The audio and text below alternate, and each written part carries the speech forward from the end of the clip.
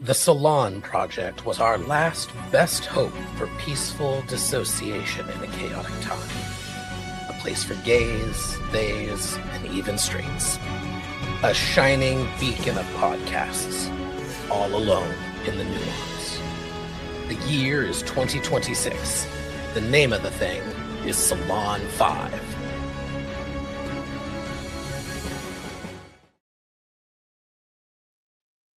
I hear you want information. I have information. Do you have ducats? Whatever. Hi, everybody. It's Salon 5. Get excited. We have hyperspaced over to the other universe. Let's bring in... pain. Oh, it must be the Psi Core. Trevor, how are you? I am well. The gloves are off, so be prepared. Ooh, gloves off. Here's Will. Unhinged and no ready. glove, no love. What? All love. Here's Joanne. How's everybody? Hey. Good. I think we're all trying to figure out what that bit was. No one knows and no one ever will. I know. Yes. You know what? I tried something. So a girl tried something. Everybody make fun of the girl who tried. Welcome everybody to a Salon 5. We haven't done one of these since September. Just keeping in tradition of the P10/TNT haphazard. Will they, won't they come back? We shall. So here we are. Tonight we'll be discussing the second half of the second season of Babylon 5. So get excited.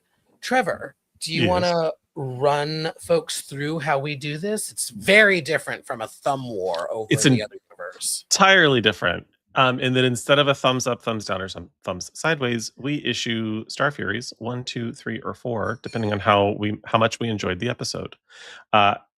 I will read a very poorly written summary of the episode, as I do during Thumb Wars. But to differentiate, we're talking about a different show and we're using a different rating system, and that's really it. Yeah, that's pretty much the game, y'all. As my great-grandfather used to say, cool. Wait, that's third season. Never mind. Contemporary language. Gross. I can't. Oh, look, Jake's here. Hi, Jake. Hi, Benji. Hi, Jake. Hi, Benji. Hi, Will. Oh, fuck. Ew. Who?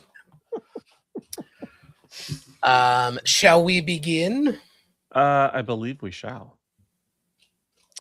Season 2, Episode 12, Acts of Sacrifice. Sheridan struggles to maintain Babylon 5's neutrality while keeping the peace between the Centauri and the Narns. Ivanova forms a new alliance. This is the you may be too inferior for us to talk to. Just kidding. Let's have sex race, right? Mm-hmm. Yeah. Claudia Christian, man. The boom shakalaka boom of it all. Yeah. Yeah. So it's a 4, right? No, I'm just kidding. I mean, the boom shakalaka of it all, like it's a meme, it's a GIF, or a GIF or whatever, however it's said where These y'all are kids, from. How these kids say it. The Jiffy peanut butter. I mean, did she think this was going to be the thing she'd still be pictured for 30 years later? Probably not. I hope not. Yeah, it's funny because it's cringy, but like it's a lot. It does kind of like ruin the episode. No, I guess it doesn't. It's just silly. The show's not really known for being silly that often, so it kind of stands out. Yeah, I think it does a good. I don't know. It's not a disservice, but it's not a service. But it the character expands. Like Ivanova is less severe this season.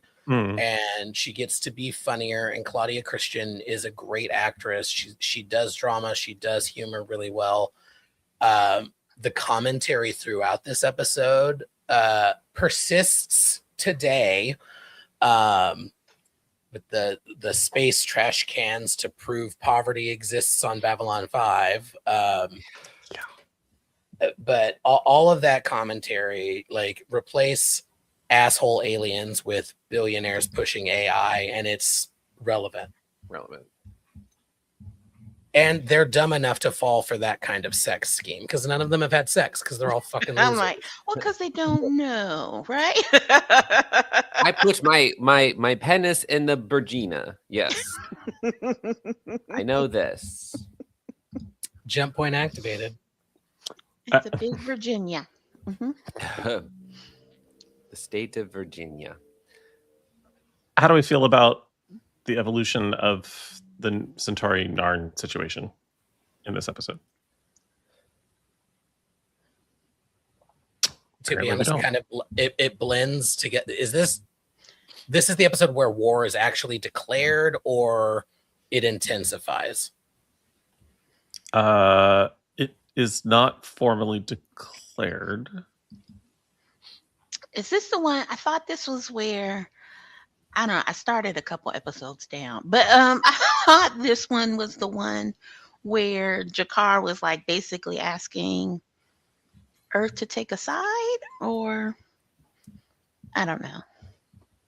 Yeah. So yeah, I was reading. I took notes on some of these episodes. This one was because I knew I wasn't gonna remember.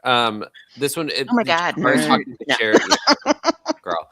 There's 22 episodes. I can't keep them straight. So this one, he was showing him footage of like them attacking a colony or something. Oh, that's right. He was like, someone has to step in because the shit's illegal, and Sheridan's like, I like kind of can't get involved yet. Like, so it's a little weird because I never understood why he didn't side with Jakar immediately through this, but the Minbari also say that they won't get involved, although we'll learn later it's for additional reasons, including like this will happen in the reverse order later near Babylon 5, but the Centauri are saying that wasn't a civilian ship. They were carrying weapons to the front of and like, prove it, don't prove it. I think the thing this episode does for me is that it's another example of the Minbari having information and choosing not to share it. And that weird transactional information hoarding that they engage in is really starting to have galactic ramifications.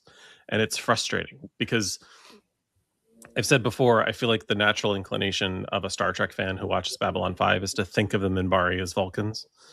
And this is an example of them behaving in a very Vulcan way, but they're not, because it's not Star Trek. And so it's frustrating both as a human watching the show, but also as a Star Trek fan who's like, well, that's annoying. Like, why are they being so weird? And it's because they're holding things close to the vest that you wish they didn't. They're kind of doing the same thing they later accuse other species of doing. Yeah. So anyway, I still enjoy it though. Yeah. I'm going to give it 3 Star Furies. Okay. William? Yeah, I think it's a 2.5. It's not quite a 2, but it's not quite a 3. I mean, it's kind of in the middle. It's really in the middle of the road for me, this one. Okay. Joanne? Yeah, 2.75. No, it's a 3.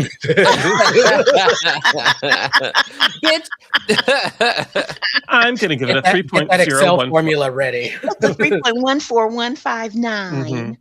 I have a sliding scale. I'm not going by groups of 10. I'm going by 12 numerals. So this is going to be a conversion we'll have to do here. Yes. So this is a fleur. No.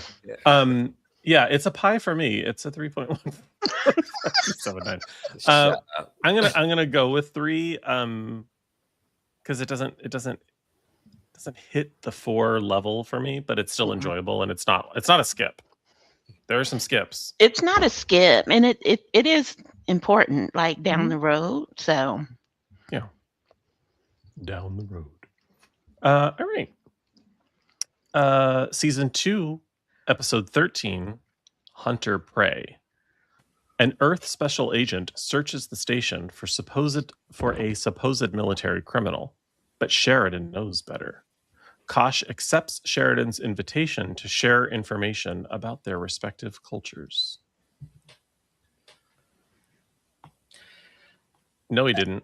I'm sorry. No. Like, I get so annoyed with Kosh in these episodes. Yeah. Where it's like, dude, what are you doing? Like, the foreshadowing be foreshadowing around the Vorlons more and more on a rewatch. This episode I enjoy a great deal. It furthers the conspiracy plot back home. It sets them up for their eventual independence and why Earth isn't involved as much as they should be in future conflicts. Spoiler. Whoops for anybody who's waiting on us to watch ahead for this 30-year-old television show. Yes. Yeah. The Kosh of it all, the ship was interesting. As a kid, that shit looks so fucking cool.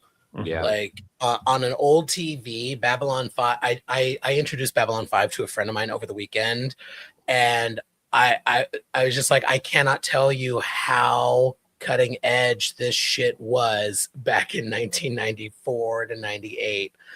And I still love the Vorlon ships. I think they look cool as hell. They're creepy. Yeah, they're creepy. I like the Vorlons. They're just because it's like they're so different than anything in the show, and like the mysterious bullshit gets a little annoying after a while. But yeah. And then, like, I always thought it was shared.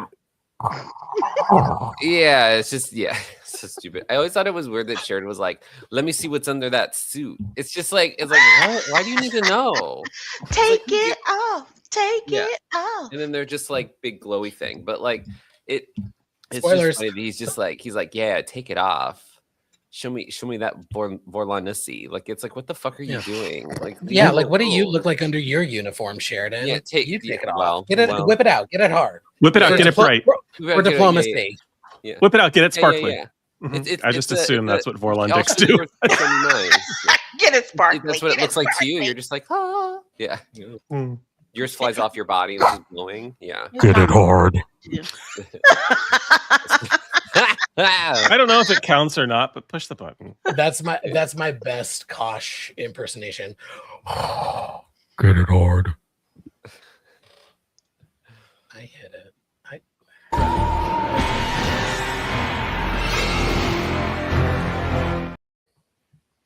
Thank you.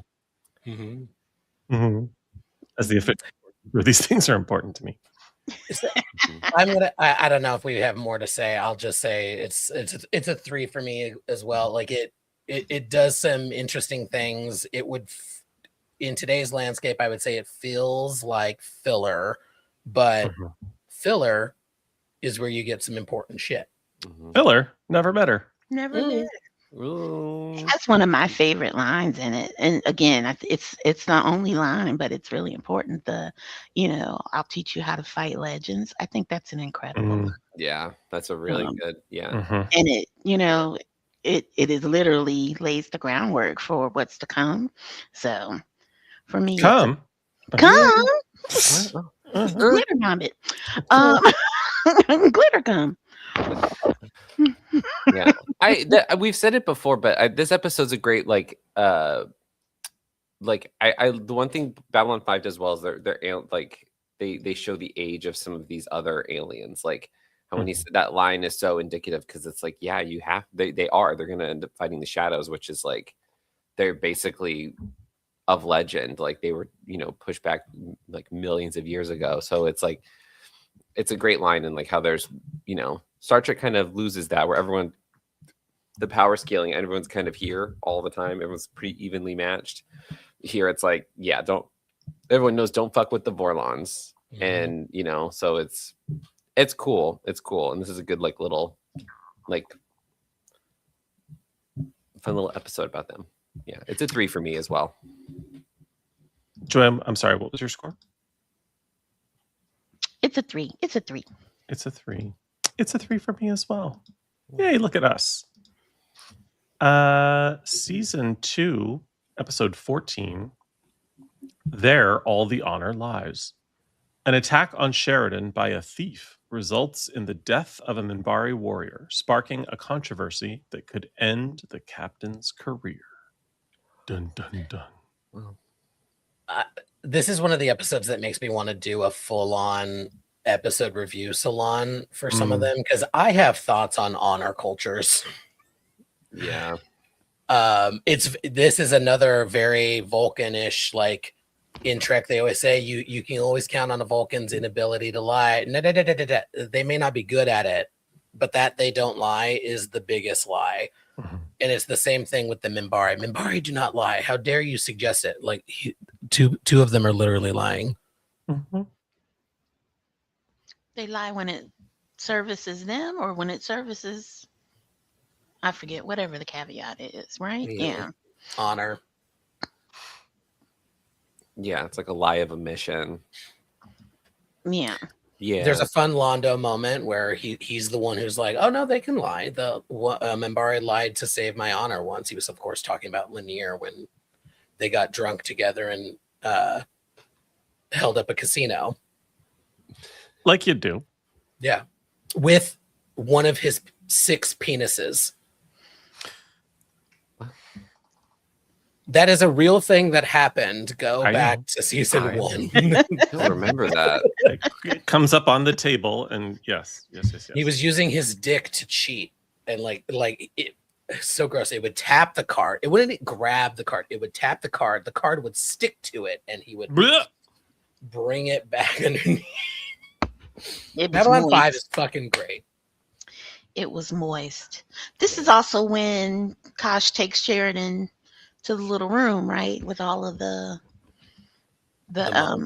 monks and the chanty people. Which I don't know. I thought this was weird at first, but then I thought it was really pretty and beautiful. I think I like this episode. On second thought. On second thought, I really like this episode. I think this is one of the first episodes I remember watching as a kid, and I was like, oh, what's this? There's another sci-fi show that isn't Star Trek? Okay, let's check it out. And then I distinctly remember that moment because I was like, it felt very People Under the Stairs. And if you know that horror movie, which freaked me the fuck out as a kid because I lived in a neighborhood that had houses that looked a little bit like that at the time. I was like, oh, my neighbors could be doing anyway. That's not what this podcast is about. I thought it was creepy as fuck at first, and as an adult, I'm like, oh, that is kind of pretty. You know, it was neat. And Londo kind of takes a stand for Veer and protects him. And then, and Kosh shows, like I said, Sheridan this beautiful moment and kind of how to be still in the midst of all of the craziness that's going on, that you need these moments of just stillness and pure beauty. And like I said, Londo just kind of protecting his aide and his friend, who was feeling worthless and vulnerable. And I love this. I think I love this. Yeah. Well, we also get Natoth back as a human lawyer. And quick aside, Joanne introduced me to a wonderful podcast that does deep dive reviews of Babylon 5, and they are incredible. It's called We Are All Kosh. It's on the Strange and Beautiful Podcast Network. Highly recommend it. One thing that she says a lot is she doesn't listen to other podcasts covering the things she's covering for fear of rehashing what other people are saying. And all I can think about this episode is their riff about that lawyer actually being Natoth in disguise as their headcanon, because it fits. The actress didn't want to come back as Natoth because of the makeup, but loved the show, wanted to help out when they could. And so she's like, hello, I am human lawyer, definitely not Natoth, and I am everyone's worst nightmare. Definitely not Natoth. Definitely not Natoth. Can I rabbit hole for a second? Please. No, So- only I can. Yes, please, God. Well, just speaking of other podcasts and funny theories, when Star Trek: The Next Conversation was actually covering TNG, they came up with a fan theory for each character, and the one that has stuck with me forever is, and I can't watch TNG the same way since, is that Worf is the only character who can hear the soundtrack, and like him reacting every time the music changes is hilarious. Obviously, it's happening the other way around, but Oh, it just works. It's like, oh, Worf can hear the music. Sorry. He's Anywho. schizophrenic. Anywho, Fun. the thing that I loved about the Veer situation was really that it was Londo really leaning into and revealing that it wasn't just that he cared about Veer, it's that this was his chance to fix his own fucked up life and choices. That Veer, it's kind of inappropriate because he's trying to relive life through Veer, but he's also trying to steer Veer around the mistakes that he's made. And that starts in season 1, but it really starts becoming apparent in this episode. And for that, I really enjoy it. And I shall loved we drop Yeah. our Star Furies? How many you got, Stan? 3. Will? It's a 3 for me as well. Joanne? It's a 4. It's a 4. Oh, she likes it. She really likes it. I really like it. It's a 3 for me. Boo, you whore. And Joanne rates this one a fuck all of you. And now for a word. Season 2, episode 15. And now for a word.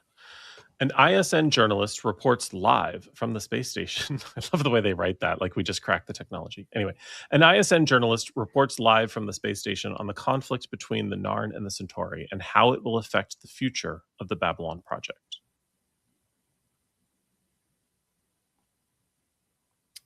This might be controversial, but I really like the TV episodes, like the news episodes, because it gives a sense of realism to the series, that that there's a world outside of the station, like there's this other stuff that matters, like there's other, it's great world building. Yeah, I like it because it kind of shows that how these characters are being viewed from the outside, their actions, like we're aware of it, like we have as the audience have a certain connection to the central cast and the conflict that's happening, but it's cool to see it kind of reflected differently, how the politics of this, how this can be spun. It makes the show just seem more, it gives a really great layer to the show that's not, you don't really see that often, in terms of this, Star Trek just did it in the last season of Strange New Worlds to,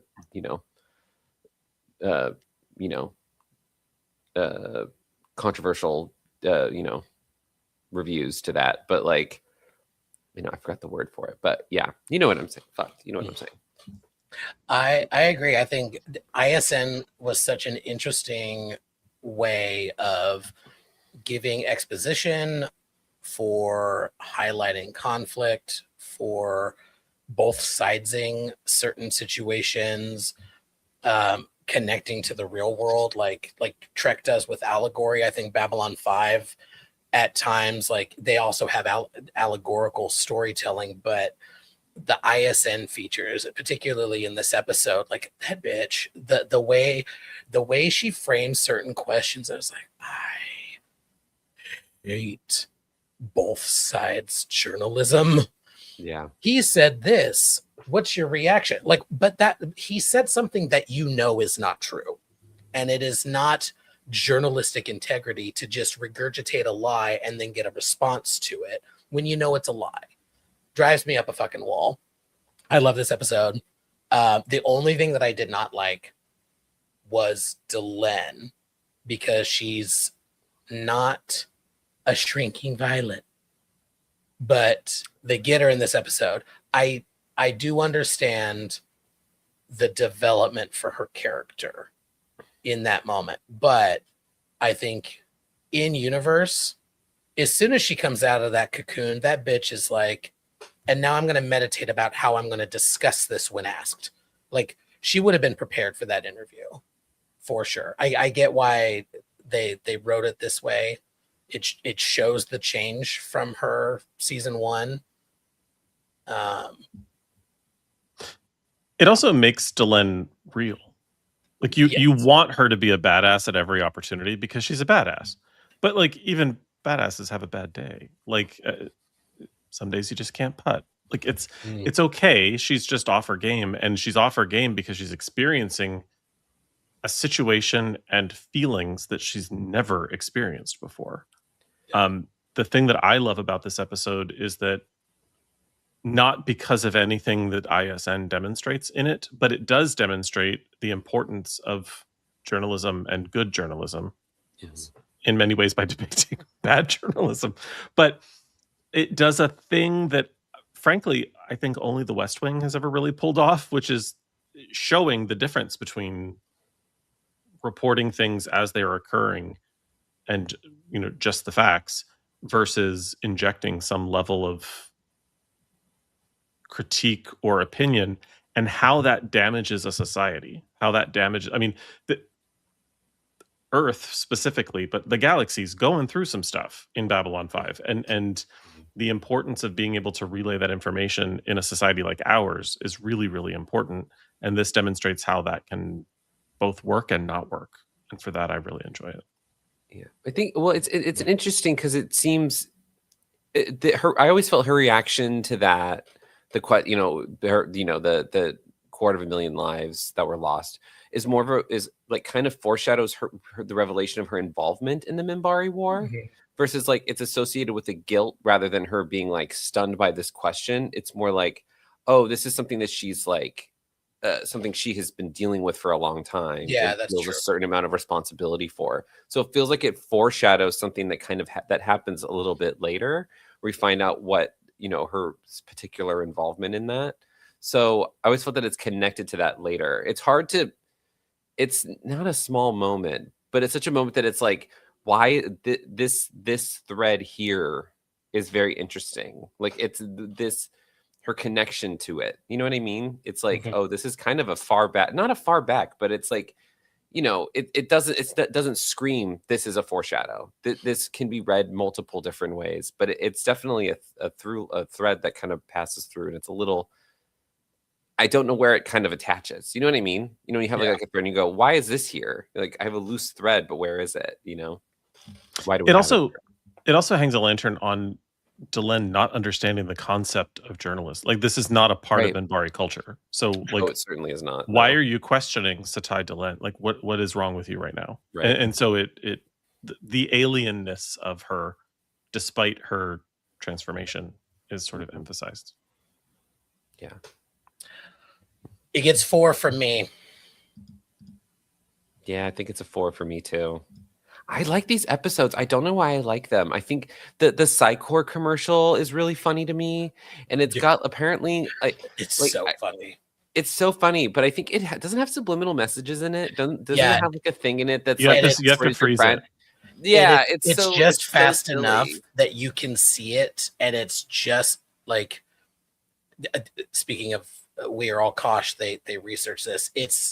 It was sped up to the point where you could see it, and it's just above what would technically be subliminal messaging and illegal. Right.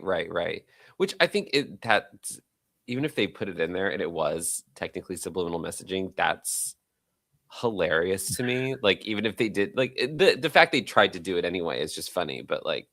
Yeah, and like he beams in. They don't have transporter technology. Yeah, it's weird. It's kind of so campy and fun. It's kind of campy. I think it's so funny. I like. Yeah. Anyway, it's just great. I mean, we'd never do that here. Never trust the core. Also, was that Jay Gordon? It was Jay Gordon. I was like, Jay Gordon.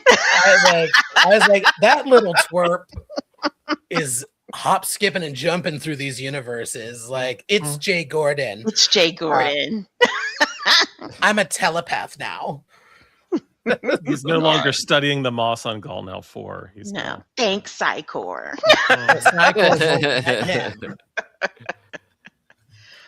Yeah, it's 4 Star Furies for me. Also, we didn't talk about it, but like it furthers the Narn Centauri conflict in a novel way. So yeah, four Yeah. Star Furies. Jakar and Londo were great in this episode. Yeah, it's a 4. It's a 4. I think it's a 4 for all of us, y'all. Also, And real so quick say before you all of move on us. to the next one, something I meant to say up at the jump. Jump. So for the for the audience, Trevor is reading these from the Google listing. Depending on what part of the country you lived in, and today even what service you watch Babylon 5 on, the order of episodes will be different, including like, is the next one Knives?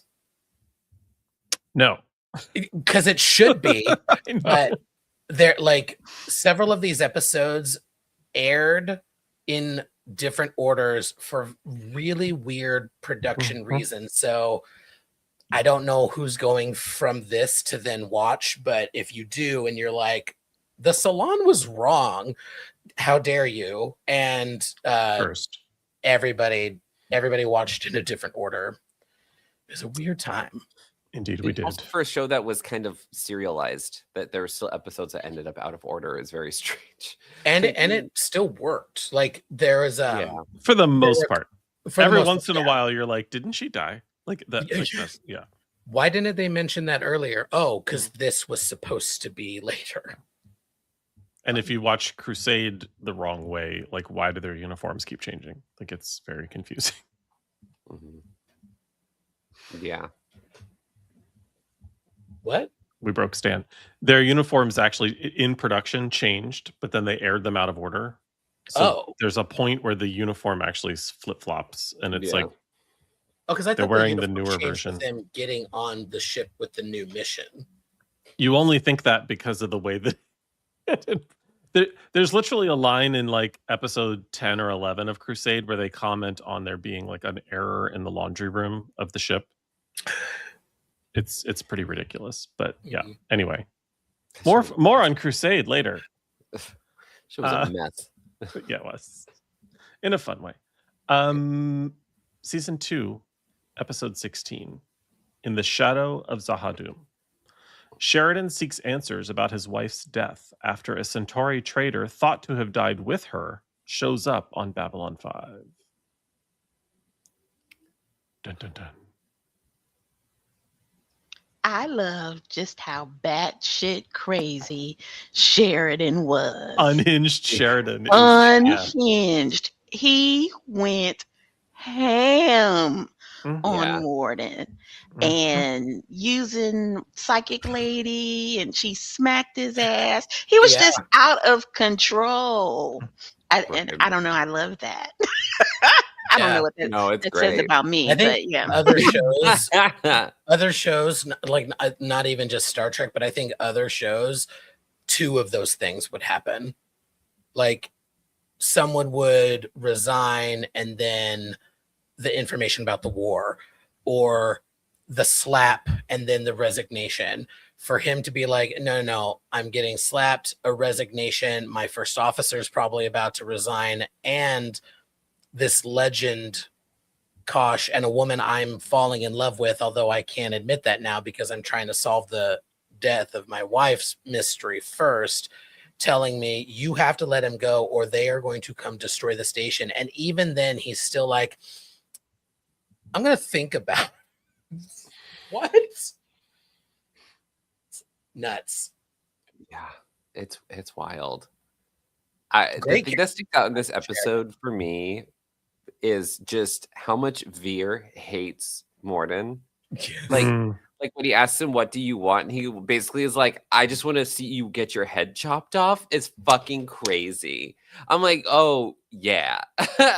Spoilers for later, but like shit. So fucking yeah. It's an interesting, like, just because Veer's not, I don't know. Him saying that, I was like, yeah. But he knows like that Morton's why Londo took this turn that he Yes. hates. Mhm. But then just a couple of episodes ago, right? Londo Mhm. protected him and stuck his neck out. So he's like, you ruined my friend, and Right. I hate you. I hate Right. you, and Yeah. I want you to Yeah. die, right? Right. I hope you burn in hell. Also, Yeah, exactly. only a Centauri can say that and not be unhinged. There's a. It would be the equivalent of like, well, I hope you lose your job. Like in modern society. Yeah. Yeah. But like for Veer, it's like, I hope your head gets cut off. Like that's such a Centauri workplace drama. Like, I hope you get decapitated. Yeah. Yeah. Yeah. Just another day at the office. Mm-hmm. And this is when, or no, it was earlier episode. We see video of Ashara Yar as Anna Sheridan. Mm-hmm. Do they show her again in this one, or like just like a flashback, or did they replace her yet with? Or no, that doesn't happen until we're actually going to see the character, right? Yeah. Spoilers. Yeah, for the 8 months replacement from now when we do season 3 with his actual wife, now ex-wife, doesn't happen for a while. Yeah. Also, huge yikes with the former Mrs. Boxleitner. Is it? Wait, I should confirm this before I throw out accusations. Wasn't she recently in Something a happened. couple? Because her current husband is being a creep, and she potentially did not Yes. intervene. Yes. Allegedly, investigation ongoing. Yes. I realized I'm gossip mongering in real time, and I'm going to be better about that. On a Star Trek podcast where we're doing a Babylon 5 spinoff, how dare you?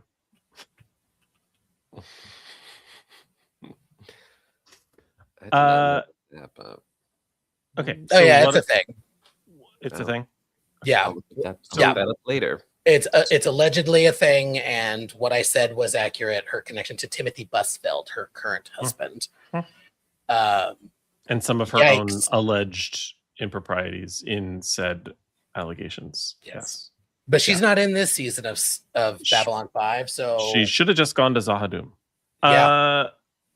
Thoughts on In the Shadow of Zahadum? Stan, Star 3 Furies? Star Furies. Star Furies. William? Yeah, 3 for me too. I think it's a 3. I had 3.5, but now I think about it, I think it's a 3. Okay. Joanne, my love. Yeah, I think I'm right there with the 3.5. But I'll say 3. I'll say 3. Threes across the board. 3. 3. Okay, anyway. Season 2, episode 17, Knives. Sheridan is put on medical leave after a bizarre encounter leaves him suffering from visions. Londo is asked to engage in a traditional Centauri sword fight. No, not that kind, Jake. The A-B plotline divide in Babylon 5 is always so funny to me, because sometimes they mesh really well, and then sometimes I completely forget. I'm guessing the Sheridan one would count as the B plot in this, or would we call that the A plot, since he's technically the number one on the call sheet? Because it feels very B plot. It feels B-plotty to me. Because like it doesn't add anything to the overall story, which is fine, but it also doesn't add much to his character development, except like his compulsion, which we just had an episode about compulsion, but his compulsion to do what's right for the alien entity inside him, to release it into the void. So the real meat and potatoes of this episode is Londo and him not paying attention to what's going on back home with his new allies, fucking over his friends. Major Jack Carter, or whatever his first name was over on Stargate. But Samantha Carter's dad, Jacob. Stargate SG-1, Jacob Carter, also known as Colonel. Not that's fine. Colonel Carter, whatever. The Toka, or I can't do it. I can't do that voice. I can't even do the Kosh voice. So sometimes my recall of secondary characters in Stargate is much better than it is for Babylon 5 even. Well, like the 90s, man, we were talking a little bit about certain nostalgia for 90s sci-fi, like the cavalcade of character actors who you would see in Star Trek, in Babylon 5, in Stargate, like some of them in and out of makeup. Like Babylon 5 did it really well, where like they had a cohort of people that they just had their bus. So we're gonna get into it in a couple of episodes. But was that the Drazi ambassador? No, of course not. It was the Marquette ambassador, and it's a totally different person. How dare you? But in this episode, the pageantry of the Centauri was on full display, which I fucking love. Like they're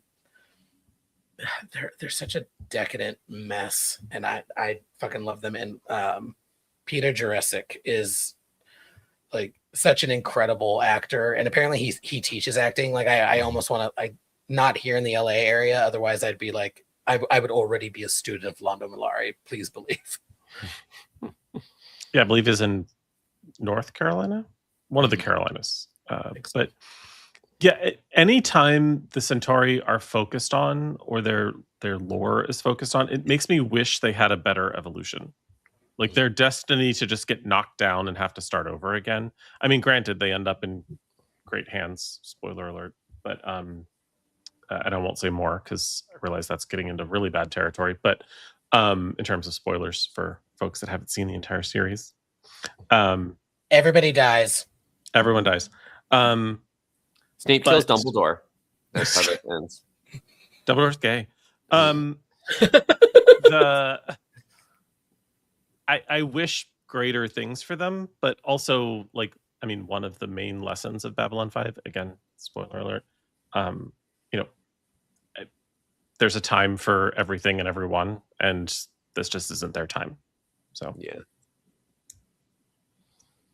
But I enjoy this episode. It's not a skip for me. No, I really liked it actually a lot. Because again, it's the running theme kind of Londo making little penances along the way for that he knows that he's on this terrible path. Like, he's written a check his ass can't cash. So, he's done some payback for Veer and now for his friend. Like, I don't know. I loved it. And I agree. I love all of the kind of world building we see about Centauri. It's a fascinating little culture. So I really liked it. And I was like, I didn't understand what was going on with Sheridan at first. I was like, oh, he's a power wraith. Pesto Parmesan. He's just like, I was like, oh, he's a power wraith. But I really liked this episode a lot. A lot. Yeah. Show me them Star Furies. Oh, it's a 4 for Joanne. William? I was going to go 3 on this one. I think it's good, but there's better, I think. It's Daniel? I'm going to say 2.5. Oh. I know. Boo! You 4. Where's the airlock when you need it? How dare it? Benji gives it 4 rockets. Oh. Look at you, Benji, improvising in the comments. We love that for you. All right, y'all. Season 2, episode 18, Confessions and Lamentations. Dr. Franklin is faced with a medical crisis when several members of the Marcab race mysteriously die. Fun fact. I recall... Not what I expected you to say when I finished. Period. New thought. Fun fact about me, not the Marcab dying. I just heard it myself. I was to remember where we were in this because it's been so long. I was rewatching a previous Salon 5, and I caught myself saying something ridiculous, and that was you. It was that it was nice to have a doctor in a franchise who isn't problematic, and referring to Dr. Stephen Franklin. And then I was like, what Ooh, on earth? What on earth made me say that? And I think I can't. I know. Yes. And get the button ready. He's so fuckable you forgot. You know what? Yes.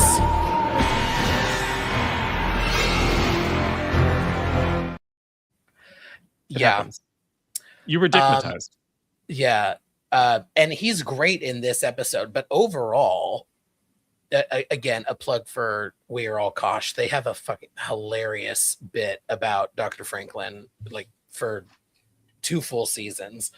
But yeah, he was great in this one. Although they keep making fun of him for being like, "You guys, we have to hurry," in like a briefing meeting. That like, oh god. This episode's really sad.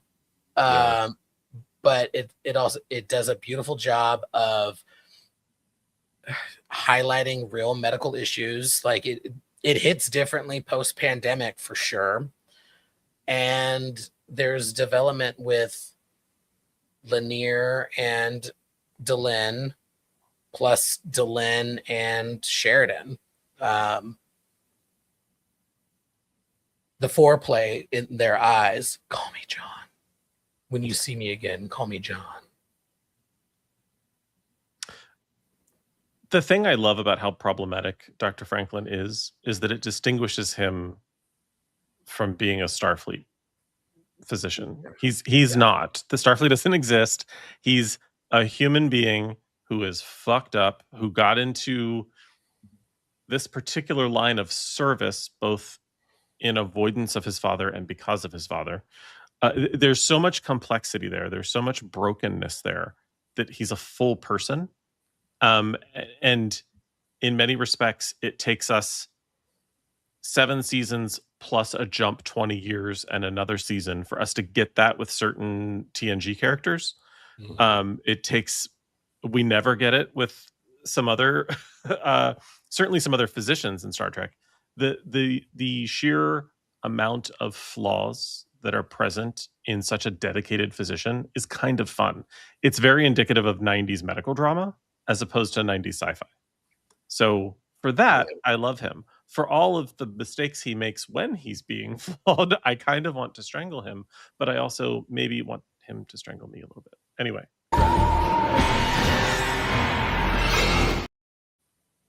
So what I said. Yeah. This episode is like the one when I think about season 2. This is the episode that I kind of remember because it's like it's I think it sits in like a pretty stark contrast to like Star Trek, which is, you know, the way you compare 90s sci-fi. It always goes back to how does this compare to Star Trek. And there's a few episodes where you're like, but like ironically Franklin episodes that are kind of the morality plays, like the one with the kids with the surgeon and they don't want to open his body and all that stuff, and the parents and that thing. So we have that, and then this. So like this one sits as I think as far as like, because if this was a Star Trek episode, they would have saved them.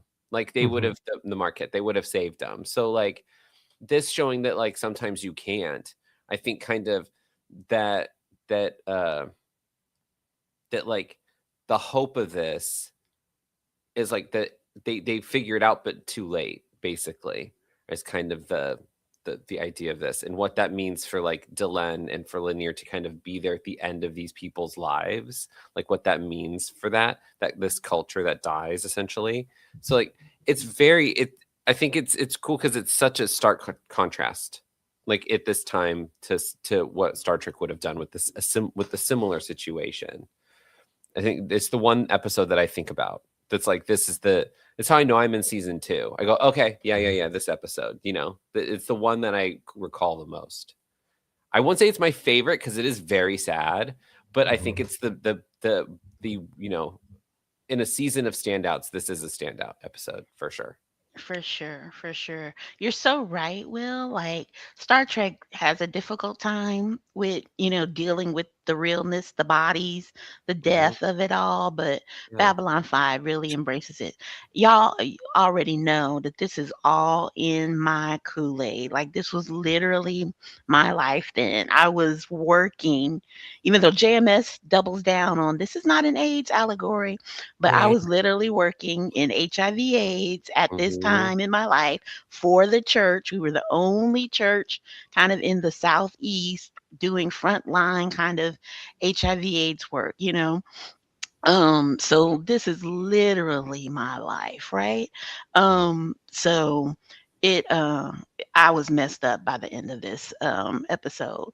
But it's also really, for all of the sadness and death and consequences that happens, the theme that they posit is really what carries them through, at least as far as I've seen, or in kind of the major sort of battle, is faith manages, right? Like, that's the hope of the season, that despite all of this, that if you're true to your values, your beliefs, what you do it right, faith manages.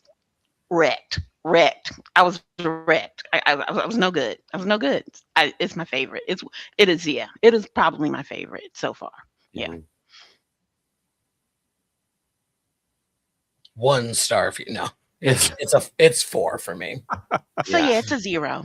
Yeah. Clearly, like, this goes in the trash heap with the rest. No, this is if there's any episode that deserves a 5, this is one, in my opinion. Yeah, I'm not mad at any of that and completely agree. Indeed. Season 2, episode 19, Divided Loyalties. Captain Sheridan and Lita Alexander uncover a conspiracy by the Psi Corps to use an unwitting spy to gather confidential information.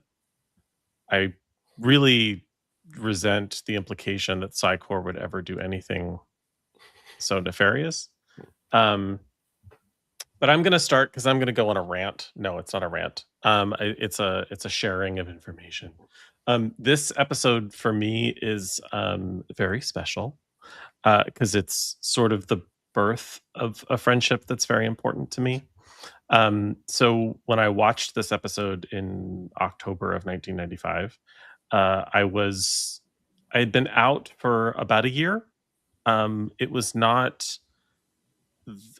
by any means, compared to most people's journeys, a difficult one in terms of the coming out process. I was very fortunate in many respects. That said, I had a difficult time reconciling some of it in terms of being comfortable with myself and being sort of loud about it. Particularly, I couldn't fathom being as loud as I am now. And the Ivanova and Talia relationship was it, it just landed at the perfect time.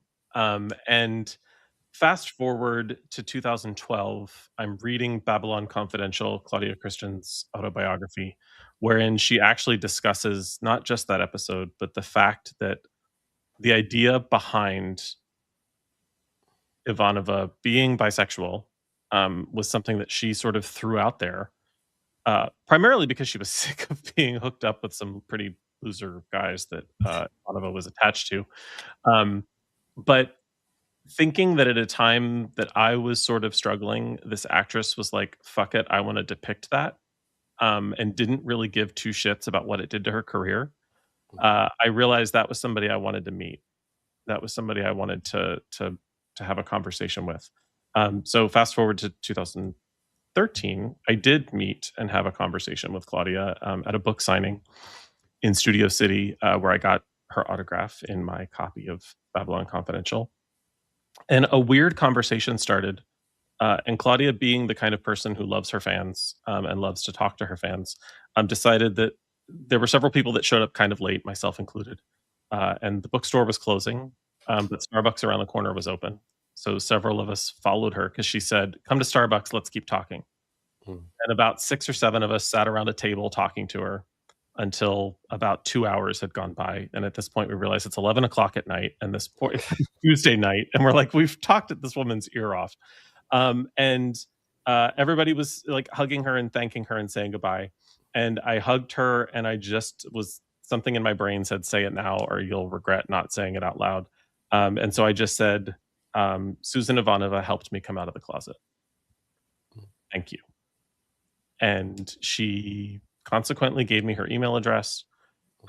We emailed back and forth for a couple of months after that, and eventually, in a twist of fate that I could not have predicted, ended up really falling in friend love with each other and became friends.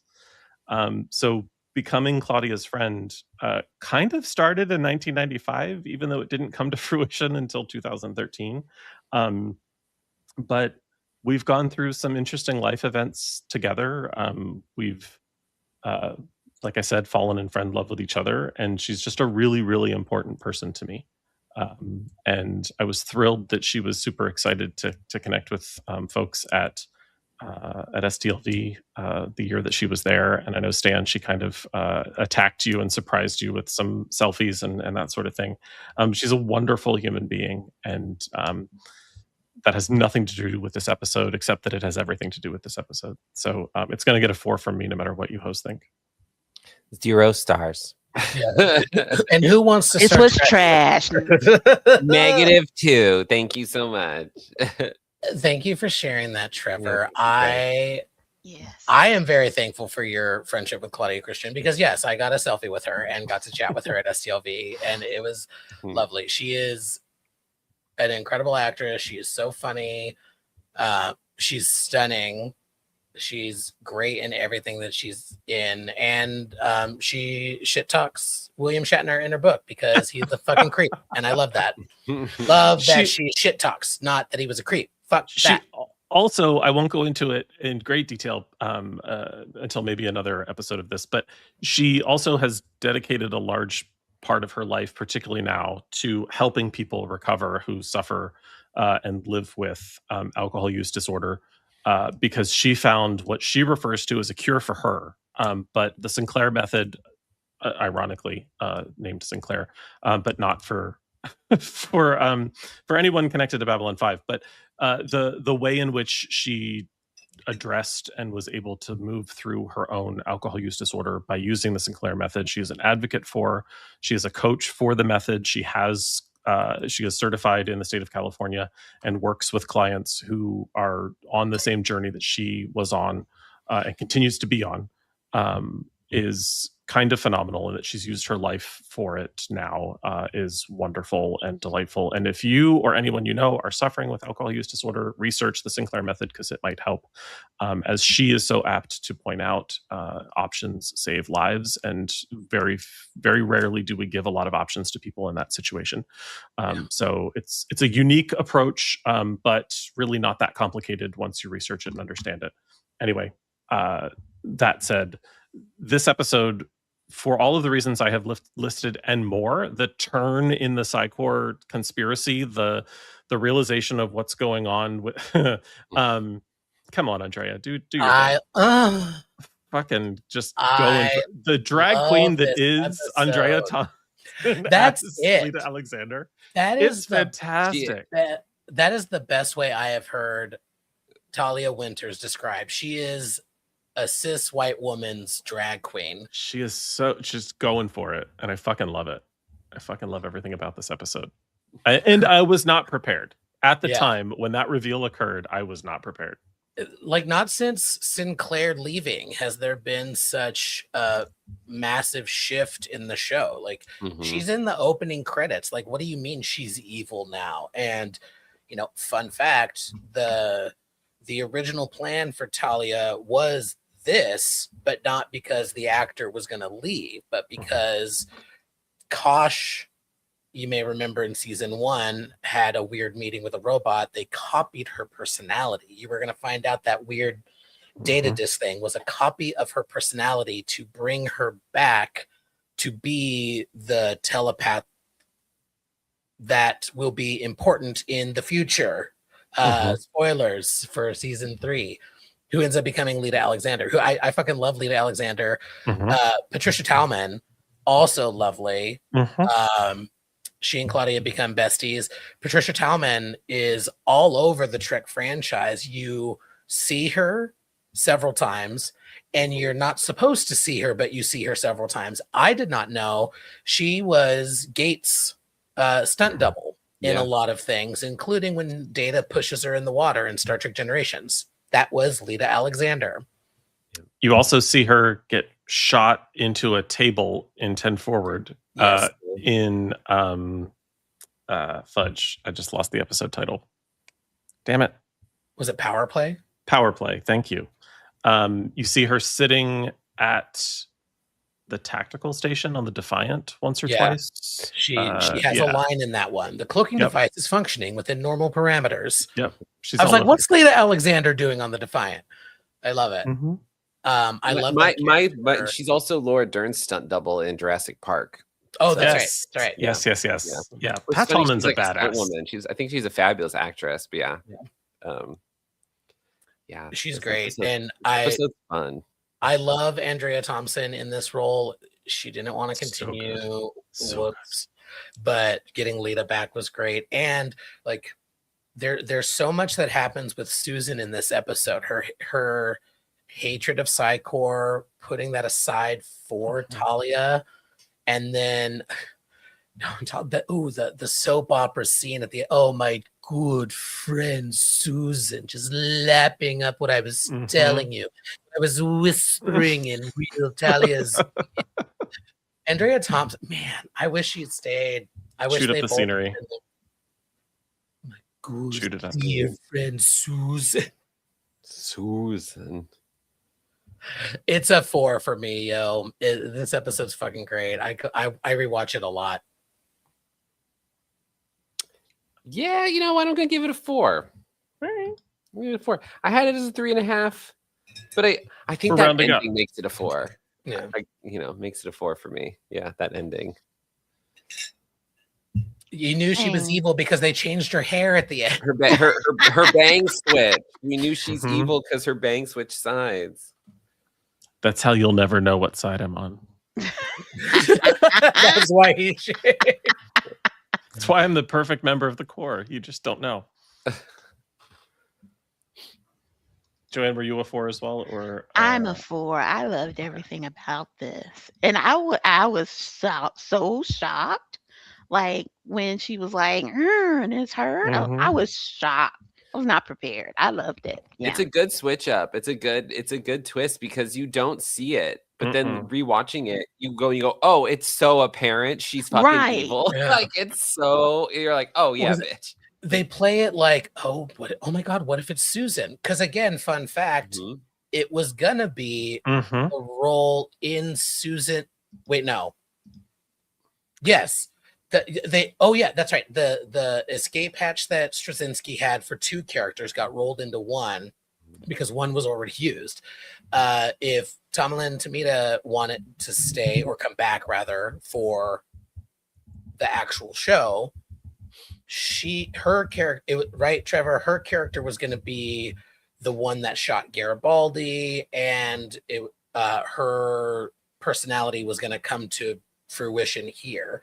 And it would have been like, oh my God, the second in command of the station was the whatever. And so they set it up to like, oh, what if it is Susan? And then my dear friend Susan. My dear good friend Susan. I'm evil now because my hair is different and I have brighter red lipstick. And listen, the fashion that was Talia Winter's closet.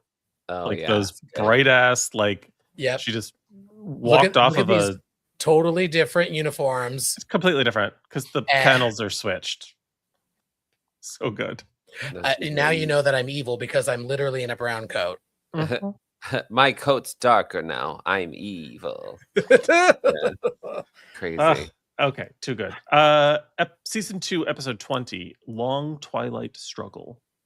The Centauri savagely attack the Narn, prompting a mysterious creature named Drawl to contact Sheridan and warn him of future darkness and destruction. Because it's Babylon 5 and we've never gotten a warning like that before. New Drawl alert. Yeah. different actor that played him before, but that actor comes back next season. Mhm. I love Drawl. I love New both Drawl. versions. I like the first one, but this one is definitely like, Yeah. and we need to talk. Mhm. I have been watching you, Sheridan. Just like singing to the back of that studio. Mhm. The dramatic actors of the 90s, We didn't deserve them. What's funny is I don't know if it's this Drawl or it's the other Drawl. Is in Golden Girls, and he plays a character that's running for office. it's And then probably they both of them. I think Yeah. it was this Drawl. Yes, it is this Drawl, yeah, because he was playing he was a politician running for office, and there's a scandal with him and Blanche where they said that he was having an affair with her, but it Mhm. turns out that the man is trans, which is like so fucking problematic. It's such a wild episode where they're like, oh, because I was born Like Donatella Bonaducci. Bonaducci or something, and then Sophia's response was, "That's it. He's Italian," and it was like, what? Yes, I Like the remember. whole episode, she's like, something's up with him, and it's like, but yeah, it's a wild. But every time I see him, I'm like, oh yeah, that actor pops up a Mhm. lot in the '90s, and it's like I watch it and go, yeah, remember the time you played the trans? The fact that I remembered that the name was Donatella Bonaducci. Bonaducci, yeah, Donatella Bonaducci. Oh, Drawl, we love you. Yeah, Every version of you. yeah. Yeah, the man, fucking Lord Rifa, dude. I cannot wait to talk about his third season arc because that episode especially. But Gay. Sorry. gay. But also, yeah, this episode, man, just the face acting from Peter Jurassic, because like I don't know what he was looking at, but it certainly wasn't a world being bombarded. Mhm. And it looks like he is seeing a world being bombarded, and the weight of it is on him. Whatever wall he was looking at, maybe they put a picture of, Something sad. I don't know, a dead family member or something to make him think Fucking of acting, sadness. dude. Yeah, Fucking acting. He was probably That- imagining that planet getting bombarded. He was probably It was imagining- acting. acting. Yeah. Yeah, this is a banger of an episode, because like it sets up like Jakar and like the Narn and all this, and like the kind of monkey's paw that happens with dealing with the shadows. Like you get the thing you want, but it's not real. Like it's at what cost do you receive this? It's interesting. It's a great development for Londo and him and Jakar's relationship. It's fucking sad. Mhm. It's fucking sad, and what happens and how everyone's kind like complicit. Like I don't want to say they're complicit. It's like it's political what they did. Like it wasn't the right thing to do, but they did the thing that was the Expedient. yeah, like yeah, I don't know. It's a hard one because like I think Jakar is probably my favorite character in the show, but Uh-huh. it's a hard one. It's a hard one. I mean, worse happens. Spoiler: worse happens. But Yeah. I mean, Yeah. this is the start of like the coming tortures of Jakar and the Narn. But yeah, oof. Commander Tomalak acts his whole reptilian pussy out in this episode. Oh yeah, yeah. They're actually marsupials. I'm so sorry. Are they? Yes. Also, the capes. The capes. The capes are caping. This is one thing Star Trek doesn't have that it needs more of his capes. There needs Capes. to be more capes in Star Trek. 32nd why. century Earth brought him back, and I love it. Yeah, I General like. Ndoye. Give me some more capes. Exactly. I need more capes. And Earth President someone, because we never got her name, Yeah. but she was wearing a cape. Yeah, that character has a name. I know she has a name. But whatever. Yeah. Anywho, ratings for episode 20? 4. 4. Joanne Joanne? hated it. Joanne's like 2. She's like, fuck this She's like, episode. this was a 2. This was a 2. You guys are wrong. This is a 1.5, 2. Soft It's a 2. 3 because I like old draw. I don't like new draw. Oh, that's understandable. Is it because he's trans? No, I'm kidding. Kidding. That's Donatella Bonaducci, not It's Draw. Donatella Bonaducci. Quiet. Also, that would make Joanne like her more. Facts. Yeah. I gotta say, I like old draw better than new draw. Not for their role in the Golden Girls. I just think the character's more fun. The presentation was a bit more the first time. Yeah. It's a little Yeah. more hook. I think it fits the I have been made 30 years younger. draw. You do not That's- take custody of the machine. The machine takes custody of you. If that's all it takes, hook me up. Okay. Are we ready? Yeah. Season 2, episode 21. Comes the Inquisitor. Come. No. Oh, Yes, Jesus. I was like, please let Will do it, because if I do it, it sounds funny. Thank you. I was waiting for this one. Jakar becomes a member of the Resistance and, with Garibaldi's help, smuggles weapons to Narn. Delen's willpower is tested by a mysterious visitor. I don't know that I would describe him as mysterious as much as fucking crazy, but sure, we'll go with mysterious. And again, an actor that will get recycled a few times. Mhm. Once or twice. In fact, I think this is a recycled role. He was something, and he's going to be someone important in season 4. Wasn't he on the Great Council or a Soul Hunter? If only all of human knowledge were at my fingertips. Great. If only you could just type instead of talking to us. Kidding. Wow. Kidding. God damn. I'm kidding. Burn. Going on mute. Okay. I know you're kidding. I know you're kidding. I know. I love this for the Mira Furlan of it all. Like, this is not a Delenn episode. This is a Mira episode. Yeah. Like, Yeah. it's just, yeah, I kind of love it. Both for the military buildup of it all on the, I guess we'll call it the A plot, but the B plot overtakes it, in my opinion, with the Delenn story. And I fucking love Mira Furlan in all things, especially this.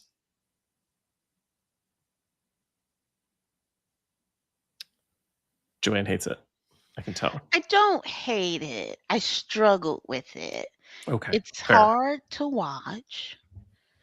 And it made me, although I was like, you know what, this is very compelling, right? Are you ready to lead? You know, why testing your motivations? Why are you in this? Is it good? Those are compelling questions and rightfully asked. I struggle with, spoiler, it being Jack the Ripper. Because it's Jack the Ripper, once again, kind of enacting violence on a woman.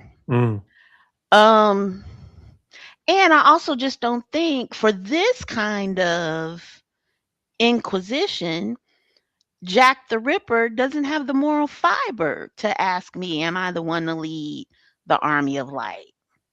You know, so I wrestle with that. And I know that's very religion nerd about me, right? But no, not in any bad way. No. In all the good ways. I'm right there with you. My issue with this is the plot itself. I enjoy the idea that she's being tested, the idea that there's this thing being of her. What ruins this episode is the character of Sebastian that ends up being Jack the Ripper. I think it's interesting that this person came from a different time, that this person, that has been like somehow trapped and is now penanced for this thing to, whatever, like they're kind of out of timeness is interesting. If it was like, but that association makes this strange to me. I find it's jarring to the episode. I don't see why this relates to Delenn, like in the Minbari and like this being the, leading the army of light. Like I have that. I know there's a reason, like there's plot. They tell us why, there's all this stuff they explain, but like that thing causes like a dissonance where I can't make those neurons in my brain connect. Yeah. Does that make sense? I just don't like that character. I don't like who they represent later and like what that means to, exactly what Joanne said. It's really stupid. It does. It crosses into something that's a little weird. It's like this is moving into fantasy or like into something where it's like, this is a little too like, I'm like, he read a book on, Jack the Ripper, was like, oh, this is kind of a fun thing. It's a little too. Well, that's what I was going to say is J. Michael Straczynski has a hard time hearing criticism in general, but also like a lot of content in the 90s was pretty like there would be a Jack the Ripper episode or reference like to be like, oh, there's a string of murders. This reminds me of Jack the Ripper. And like, like for whatever reason, like it paints a picture, I guess. He did not like being questioned about this. He's like, well, why? He was like, because I wanted to. And like, it took me out of it. I'm like, why not one of his victims? Like, if you need that connection, why not? Why him? Why would the Vorlons pull him away, keep him on ice?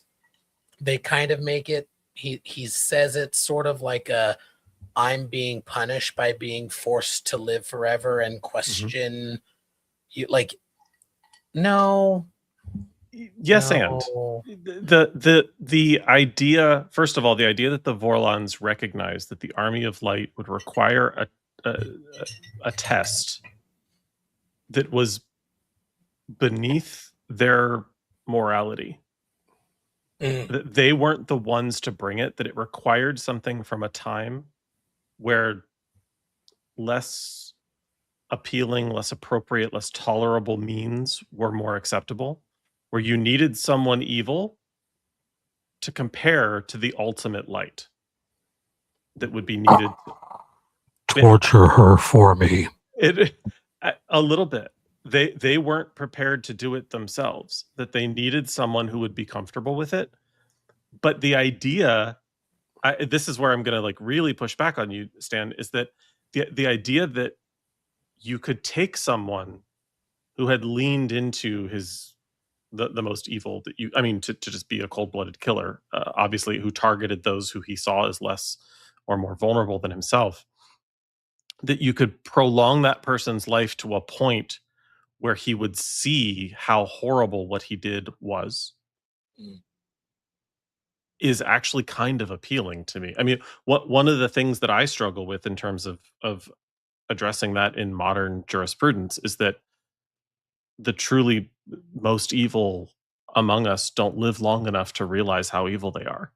That this person was forced to exist to a point where he recognized how awful he was, but didn't know how to do anything else, and was used for this purpose.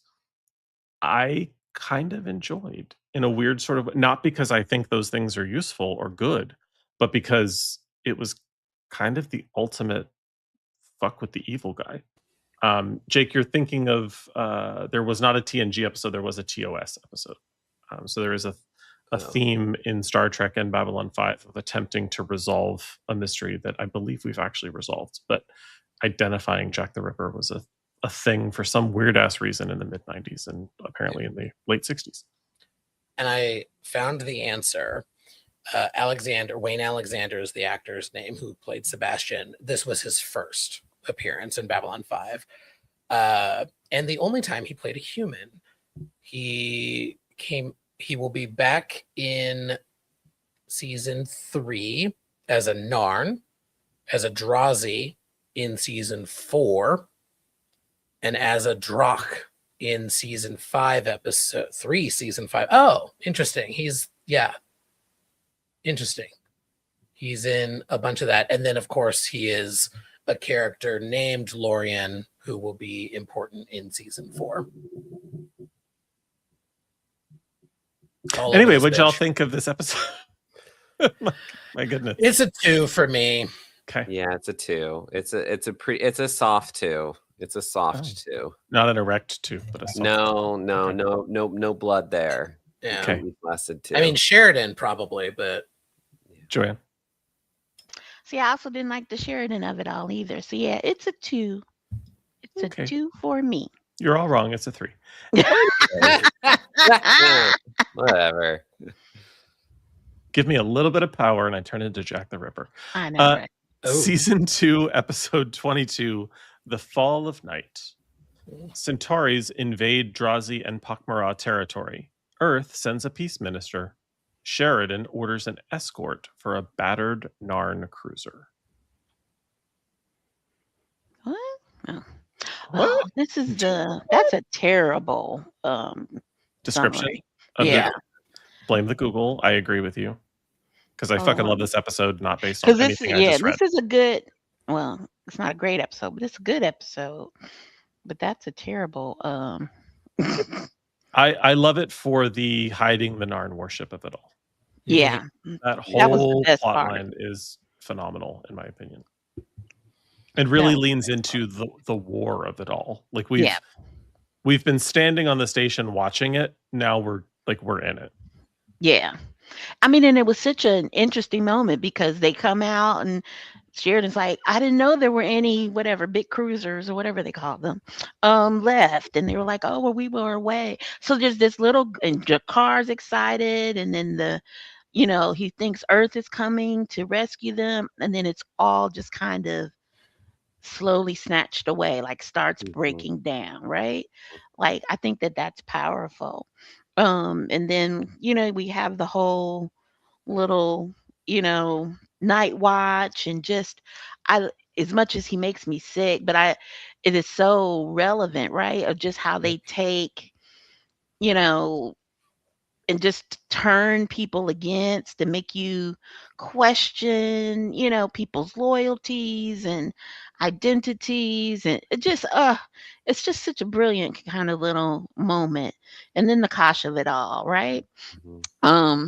At the end that I thought was, again, also shocked me. I was just like, what is this going on? But it's also kind of the lens. Then I also considered the Jack the Ripper episode, because if he's anyway, we'll go back to that. We'll have to debate that one day. But I loved it. I love this a lot. I love this a lot. It puts so much in motion, I guess. It is wild how relevant it is today. Mm-hmm. Real bummer. The night watch of it all feels very like, wouldn't it be lovely if just snitching on people was all we had to deal with instead of ICE? Yeah, and Naroon just fucking with the station, or rather the same actor who plays Naroon, which is, again, a fun headcanon to just be like, it was the Natoth as the lawyer, Naroon is pretending to be human to get them to be snitches on each other. My girl Susan Ivanova is like, fuck you, dude. I'm going to get to my own ship my own way. The episode is so good. It's so good. It's so good. Mm-hmm.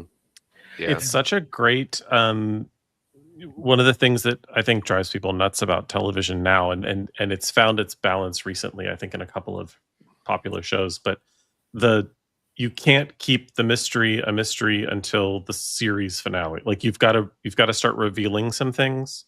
So the Kosh of it all was sort of perfect because it was time. We just didn't know we were going to get it yet. Like it surprised us that we got that information this early.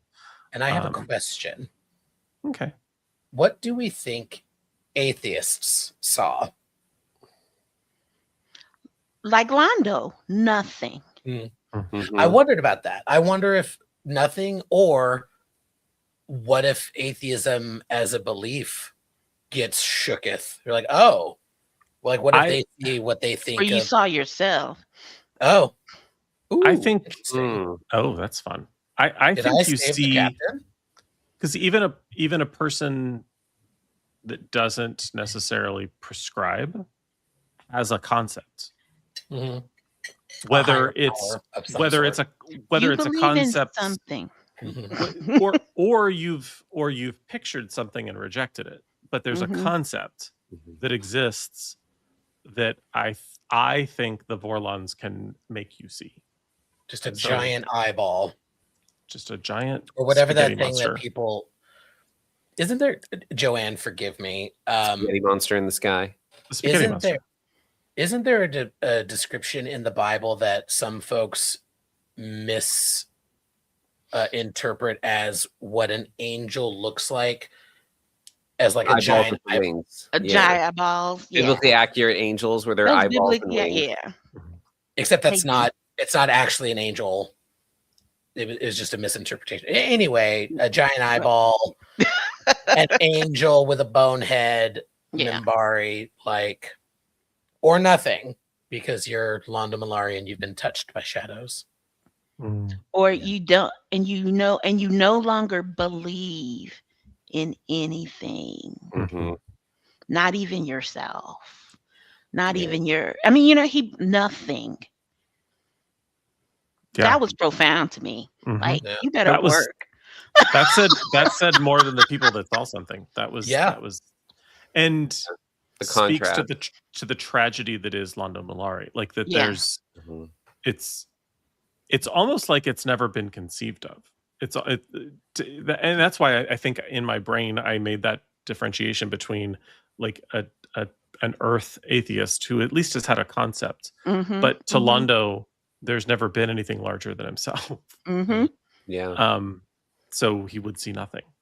Nothing. Because I think even myself, who doesn't ascribe to a particular faith on Earth, I have thoughts, feelings, emotions, beliefs that there's potentially something. What that looks like, I may not even be able to articulate, but the Vorlons would. Well, Londo, he sold his soul to the devil. There's nothing left. It is a very profound moment that he saw nothing, because like it means he's there's nothing left of him. There's nothing. He's bereft of And you're right, because he sold it. And like I said, he's been trying to pay for it all season. But then we get to the end and there's nothing left. No. Nothing to pay the piper with. I mean, do you know what I mean? Like, oh my God. I was it's like bounce. There's nothing in the account. There's nothing in the account. Yeah. And again, this was. Hang on, I want to pull it up. Trying to find a good one. This was cutting edge CGI at the time. Oh, goodness. And I do think it works. Like, it looks fucking wild. Wild. But every once in a while, because of the way the sets are built, like my brain forgets. So I need images like this to remind me that though the station has levels in the actual cylinder, that some of those levels then outcrop into separate buildings within the central core. Like that's just such a cool concept. It's something that it's part of the reason why I wish that we got a either reboot or new reimagined or whatever version, because the things that we could do now that we couldn't do then to make Babylon 5 such a cool place. I'm obsessed with the space that is Babylon 5, that it's not just the story. I actually would like to live there. I've been very meh on the idea of a reboot, generally speaking, because I'm like, I don't want to see a different Susan Ivanova. I don't want to see, but then the cartoon movie did a really good job of giving us some what if scenarios where I'm like, oh shit, that would be really interesting. But what you just said, they also said on We're All Kosh, and it clicked for me, like, oh yeah, the CGI of it all, like an updated, hell, even just if I were rich, I won't brag about it, but there will be signs because there would be a Stan's edition of Babylon 5 with completely brand new CGI. Yeah. But I mean, just imagine the view out of Sheridan's office. Yeah. If that were actually a building that looked out into the cylinder, like just the yeah. Anyway, back to this episode. I fucking loved it, and I give it 4. Yeah, it's a 4 for me. Yeah, 4. Why not? 1, it's a dud. Nah, 4. It's hard not to give like the season finales like 4s. Well, although it didn't feel kind of finale-ish in the stereotypical way to me. Yeah, it set up, I think, more than it resolved. Yes. Yeah. But yeah. And in many respects, it's a season 1 finale because it's the restart of things. True. Yes. Sheridan versus Sinclair, and yeah. They always go a little. They're always pretty hard. Like the last episodes of the season are always pretty solid. It's hard to not to give them a 4. But I mean, yeah. And to all the gays wondering, yes, her hair is actually that amazing. Can confirm. It's great. That brings us to the end of our coverage of it. Sure does. Season 2, right? We did it. Meow, meow, meow. We did it, Joe. Scorecard. We launched Ho Squadron 3 times. Oops, we talked about Star Trek twice. Joanne said the word moist once. And the category in which we all agreed on the episode scores, we lived for the 1 and we died for the 1 6 times. That's a record. Yeah. Well done, y'all. Well done. Season 2 slaps. It's almost like we all love this show. Yeah. This season, it's when shit starts kicking off. When J. Michael Straczynski starts writing every episode. Like, he's like, I'm doing everything. Get out of the way. Yeah. Yeah, and I am starting to feel like, even though we're still at least 6 episodes away from concluding Salon 5, I feel like once we conclude our review of these seasons, we should do some episode deep dives to keep this going. Yeah. So I'm feeling like we've got more to say. I mean, so we have the movies. The Salon shall never die. And we have the movies. We have there's even we got the movies that that Ranger series. Oh God, yeah. But we live for the Salon, we die for the Salon. And with that, friends, join us in 2 days. We will be back at our regular time talking about the short treks. And then this Saturday, not us, but a big plug for Trek Talks. Go to trektalks.net. Find Trek Talks here on YouTube. A wonderful day-long marathon of some really cool panels are going to be happening in support of the Hollywood Food Coalition. Highly recommend you check it out. Highly recommend you give. See if your company has a match program. Any amount you can give goes a long way. So we live for the 1. We would die for the 1. And the Salon shall never die. Again, live long and prosper. That's the wrong universe. But we'll see you. Jump sequence activated. All hands abandon ship. Proceed to the nearest evacuation zone immediately.